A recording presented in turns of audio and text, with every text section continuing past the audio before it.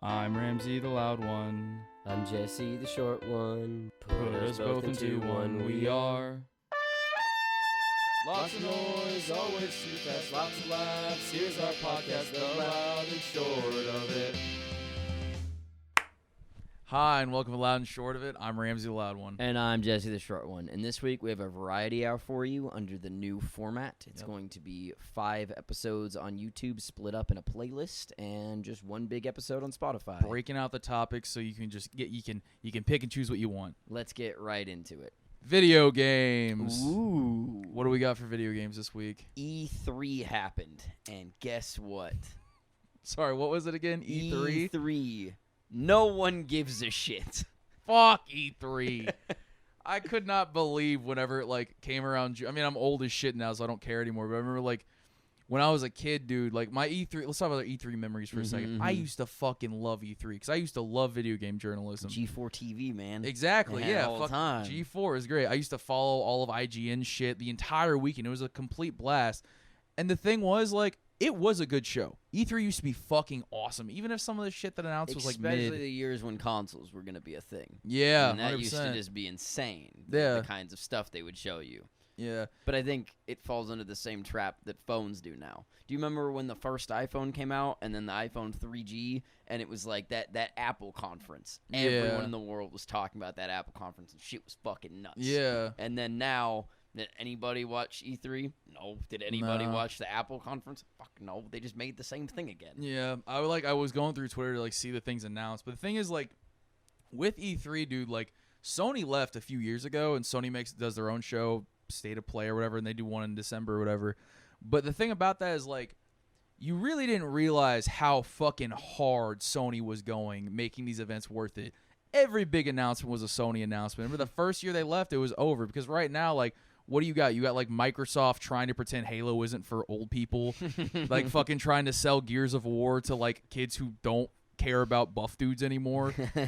But it's it's just funny though because that PlayStation absence is super felt. Because I looked through all the announcements. I wrote a few of them down here, but I looked through all the announcements. Nothing. Well, just nothing the caught my competition eye. is gone. I wouldn't even say it's that Sony used to be bringing all the heat. It was that Sony bringing anything made Microsoft be like, oh shit, we're going to get the same thing. We have to do it. Everyone, they fought back and forth, and then it became you got to pick a side. It's going to be exciting. Ooh, what cool stuff is going to happen. And now it's why does Sony's show have to be that great? Sony fanboys are going to watch it, and they're going to like whatever the fuck happens, or they're going to hate it and talk about it on Twitter, and that was still good. Yeah. And then E3 is now the Microsoft one, basically, and it's they're just going to do stuff, and Dude, fanboys are going to like it. The last Sony conference was insane. The last Microsoft conference, when that year Sony was there, they announced Last of Us 2, and and they also announced God of War, the reboot of God of War. It was just that was fucking mind-blowing to a ton of people. I was sitting there, I was like, this is fucking awesome. And then Microsoft announced Halo 7 or whatever the fuck. But it was cool in the moment because it was all hype. But this year it's let's go through a few of the announcements. And these are the biggest announcements. There's not really a lot to argue about.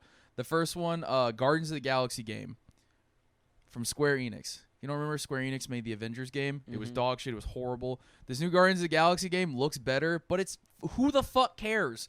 I don't care. If you were going to release them in the order of being let's release one, see what we need to change and fix up and make better, and then the other one, should have done Guardians first, and then the Avengers game be good. And it's just weird. The Guardians game is you can only play as Star-Lord. You don't play as the other 5 or 4, whatever the fuck. However, there's something you'll like, though. It's just completely Kingdom Hearts. It's blatant Final Fantasy 7 shit. I remember I was watching this, I was oh, I'm not touching this game. I don't give a shit. But I'm gonna be honest, as one of the biggest Kingdom Hearts fans in the universe, people don't like Kingdom Hearts because the gameplay is fucking amazing. I'm not sitting there being no. I forgot Jesse likes it because it has to do with friendship. But yeah, Guardians of the Galaxy's dropping. Nobody gives a shit. The biggest news that came out of this E3 that I thought was, I just thought it was funny. I thought it was pretty stupid. Starfield's a Bethesda game that was supposed to be I think it was supposed to be a Sony exclusive. Now it's come out since Microsoft bought Bethesda. Starfield's an Xbox exclusive. Okay. And so all the Bethesda games going forward are going to be Xbox exclusives probably. So the next Elder Scrolls. Probably Xbox PC exclusive. That is fucking nuts. Yeah. That's a hard blow. Well, let me put it this way. Would have been a hard blow for Sony if they ever made another one. Yeah, It's exactly. been how many years?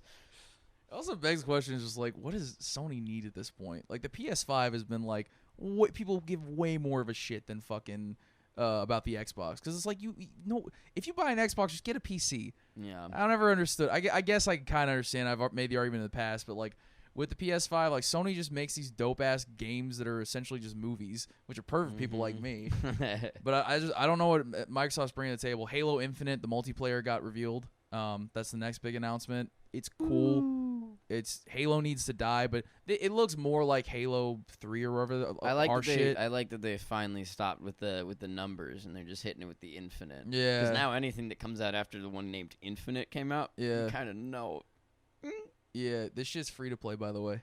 Hey, that'll be fun. So that'll be cool. I can convince you to download it for a weekend, and then we'll get bored and mad because we're not 12 and can't spend all our time on it.